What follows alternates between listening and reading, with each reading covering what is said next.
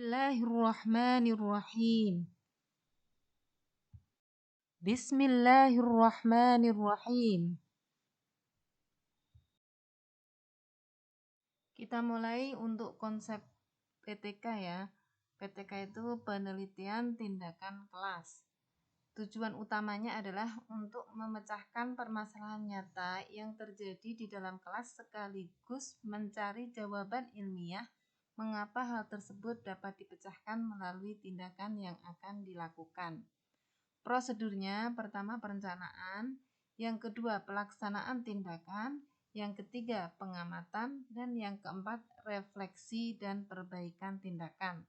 Nanti untuk lebih jelasnya bisa dilihat contohnya ya, mungkin lebih mudah memahami kalau kita melihat contohnya. Kemudian yang paling penting di sini adalah prinsip PTK. Jadi prinsip PTK itu ada 5. Yang pertama, PTK dilakukan jangan sampai mengganggu tugas pokok sebagai guru. Yang kedua, masalah penelitian yang dikaji merupakan masalah yang cukup merisaukan guru dan berpijak dari tanggung jawab profesional guru. Yang ketiga, metode pengumpulan data yang digunakan tidak boleh menyita waktu yang lama dan mengganggu proses pembelajaran. Yang keempat, alternatif tindakan yang digunakan harus tepat dan terencana secara cermat sehingga tindakan dapat dirumuskan dalam suatu hipotesis tindakan yang dapat diuji di lapangan. Dan yang terakhir, permasalahan PTK yang diangkat harus yang benar-benar nyata, menarik, mampu ditangani, ada dukungan teorinya, dan berada dalam jangkauan dan kewenangan peneliti untuk melakukan perubahan. Jadi yang paling penting itu di prinsip ini ya. Yang intinya di situ jangan sampai PTK itu justru bertentangan atau bahkan mengganggu dengan tugas pokok kita. Selanjutnya adalah rancangan PTK. Jadi rancangan PTK itu ada 4. Yang pertama, identifikasi masalah pembelajaran. Masalah pembelajaran itu kan banyak, ada misalnya hasil belajar, motivasi belajar yang rendah, kurang aktif dalam mengikuti pembelajaran, dan lain-lain ya. Nah, itu kita identifikasi dulu masalah pembelajaran. Sesudah itu menentukan fokus masalah pembelajaran. Kita mau fokus di mana? Misalnya di hasil belajar anak yang siswa atau peserta didik ya, yang rendah. Kemudian yang ketiga, mendiagnosis penyebab masalah pembelajaran dan menentukan alternatif tindakan perbaikan. Nah, di sini nanti didiagnosa kira-kira penyebab dari rendahnya hasil belajar itu apa, kemudian alternatif tindakan perbaikan yang akan kita ambil apa. Kemudian yang keempat, menentukan indikator keberhasilan dan menentukan metode dalam memperoleh data. Jadi kita tentukan dulu indikator keberhasilannya itu seperti apa. Misalnya gini, jadi tadi permasalahan yang kita temukan adalah misalnya ya hasil belajar itu rendah dilihat dari hasil misalnya ya nilai SKI itu yang di bawah KKM mencapai 45%. Artinya yang tuntas itu hanya 55%. Itu kita anggap rendah. Kemudian indikator keberhasilannya itu apabila yang berhasil atau tuntas belajarnya itu hasil belajarnya di atas KKM atau sama dengan KKM itu di atas 90% misalnya. Nah, itu indikator keberhasilannya. Ini nanti kita garis bawahi ya, karena itu nanti dijadikan standar apakah kita akan melanjutkan ke siklus 3 atau tidak. Jadi kan misalnya sampai siklus 2 sudah tercapai, indikator keberhasilan sudah tercapai ya sudah, berarti tidak diteruskan ke siklus 3, cukup 2 siklus saja. Kemudian untuk metode pembelajaran, bukan metode pembelajaran ya, metode dalam memperoleh data itu ada 2 ya, ada triangulasi data, ada triangulasi observer. Jadi kalau triangulasi data berarti nanti metode untuk memperoleh data itu misalnya ya pakai 3, pakai wawancara, kemudian pakai pengamatan misalnya begitu, terus bisa juga pakai angket itu ya.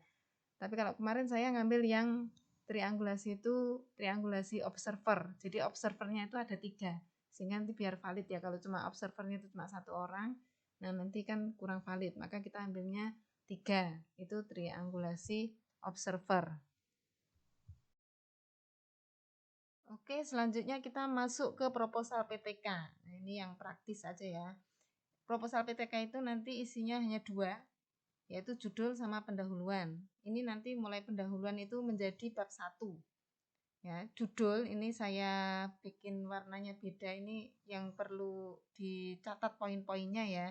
Jadi kalau saya kemarin mengambil judul itu meningkatkan keaktifan belajar dan hasil belajar peserta didik mata pelajaran SKI melalui penerapan model pembelajaran Genius Learning pada peserta didik kelas 5 Min3 Semarang semester gasal tahun 2020-2021. Jadi ini yang mau kita teliti itu adalah masalah keaktifan belajar. Jadi keaktifan belajar kita temukan rendah, kemudian hasil belajar kita temukan rendah juga ya. Kemudian mata pelajaran yang diambil adalah mata pelajaran SKI. Nah, ini agar menjadi tinggi, alat yang kita pakai adalah model pembelajarannya yaitu Genius Learning yang saya ambil ya. Genius Learning itu nanti kita kaitannya di model-model pembelajaran. Itu ada banyak ya. Semoga nanti ada PJJ model pembelajaran sehingga kita semakin tahu model-model apa saja yang kira-kira tepat untuk permasalahan-permasalahan yang kita hadapi. Kemudian sasarannya adalah kelas 5. Itu ya yang saya warna itu yang perlu kita garis bawahi itu. Kemudian yang kedua di bab 1 nanti ada pendahuluan ya di proposal maksud saya. Pendahuluan itu isinya 4. Pertama latar belakang masalah. Jadi yang melatar belakangi masalah kita apa. Jadi kalau tadi ya keaktifan belajar dan hasil belajar yang kita jadikan masalah. Nah, itu nanti disampaikan di proposal, latar belakangnya bagaimana. Kemudian rumusan masalah. Rumusan masalah kita fokus misalnya mengambil rumusan masalah itu 4, berarti nanti di 3 itu ya di tujuan penelitian nanti juga 4. Kemudian yang terakhir kita sebutkan manfaat penelitian. Iya, kalau tadi di bab 1 itu masuknya proposal ya, proposal nanti menjadi bab 1. Nah, sekarang kita ke bab 2. Bab 2 itu isinya kajian teori dan pustaka. Nah, ini kita harus agak belajar mencari sumber yang nanti kita masukkan ya. Jadi ini ada 6 poin di kajian teori dan pustaka. Pertama, kita mencari teori tentang keaktifan dan hasil belajar. Kemudian teori tentang mapel SKI, karena tadi saya fokusnya di mata pelajaran SKI ya. Terus yang ketiga, model belajar Genius Learning. Yang keempat, hasil penelitian penerapan model pembelajaran Genius Learning. Jadi karena kita mau ngambil model belajar Genius Learning, maka kita yang di D itu kita harus menyebutkan gitu ya. Kenapa kita pakai itu? Melihat dari hasil penelitian orang lain yang sudah terbukti, yang sudah ada tentang model pembelajaran Genius Learning. Ini tidak harus sama dengan di mapel SKI ya, tapi boleh beda. Kemudian tingkat pendidikannya juga boleh beda. Gitu ya. Jadi hanya untuk kita jadikan kajian teori. Kemudian yang kelima itu adalah kerangka berpikir. Jadi kerangka berpikirnya nanti kita pasang. Jadi nanti kerangka berpikir kita bagaimana kita pasang di kajian teori. Nanti dicontoh ya itu lebih jelas. Nanti bisa dilihat. Nanti insya Allah saya upload untuk contohnya di grup Telegram. Kemudian yang keenam adalah hipotesis tindakan. Jadi setelah A, B, C, D, E, yang terakhir kita membuat hipotesis tindakan. Kita masuk ke bab 3, metode penelitian. Nah, ini metode penelitian ini ada 5.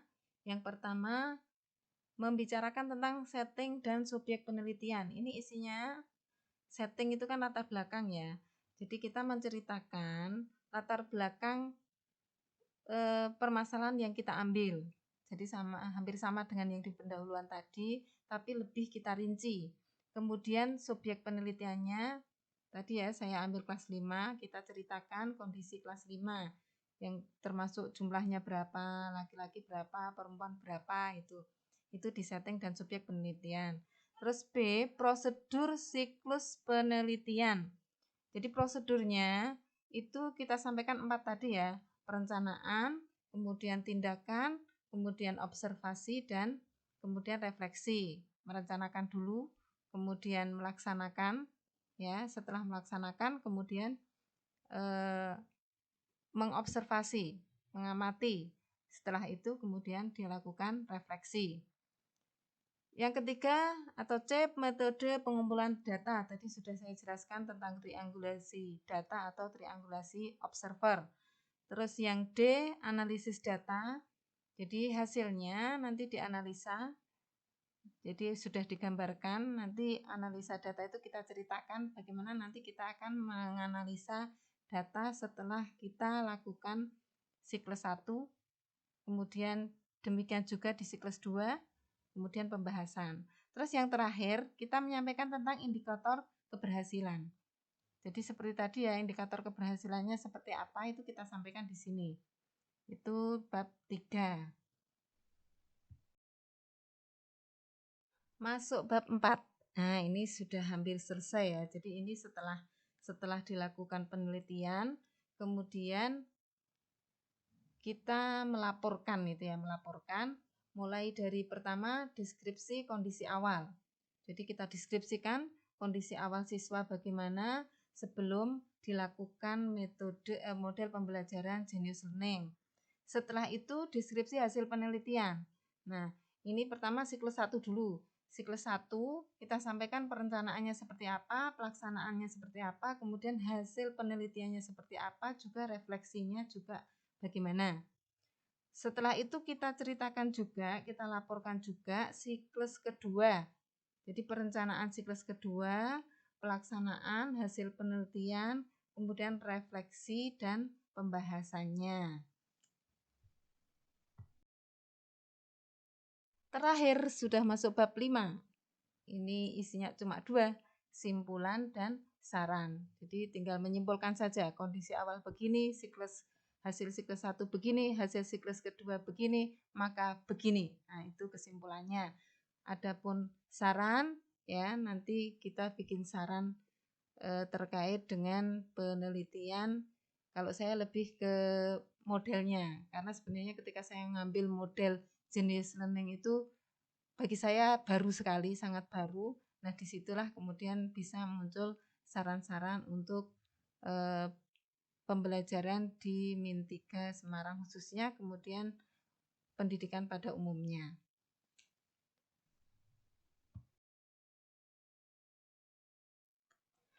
Alhamdulillah selesai, sudah sampai slide 10. Mohon maaf bila ada kesalahan. Nanti saya kira lebih banyak di diskusi mungkin ya, atau tidak harus di forum, bisa di luar forum, karena kalau nggak lihat langsung itu mungkin bayangannya kurang jelas ya. Kalau saya tampilkan semua nanti slide-nya sampai 100-an, nah itu juga waktunya eman-eman. Nah, ini sekedar untuk diseminasi saja, tentunya banyak sekali kekurangan. Mohon maaf bila ada kesalahan. Intinya kita belajar bersama, semoga bermanfaat dan barokah buat kita semua.